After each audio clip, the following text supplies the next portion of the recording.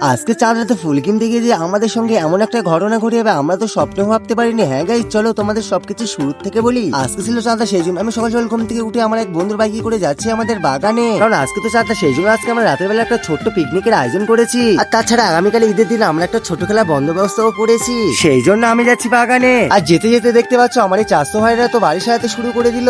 এরপর বাগানে এসে দেখে আমার বন্ধুরা তো কাজ করতে লেগে পড়লো, আর আমি এসে তোদের সাথে একটু ফাজলামো করতে লেগে পড়লাম। তারপরে কিছুক্ষণ কাজ করতে, যেহেতু আজকে জুম্মা দিন ছিল সেই জন্য নামাজ পড়ার জন্য আমি তখন বেরিয়ে পড়লাম বাড়ি আসার জন্য। এরপর বাড়ি এসে সবাই গাত পা ধুয়ে পাঞ্জাবি পরে আবারও বেরিয়ে পড়লাম নামাজ পড়তে যাওয়ার জন্য।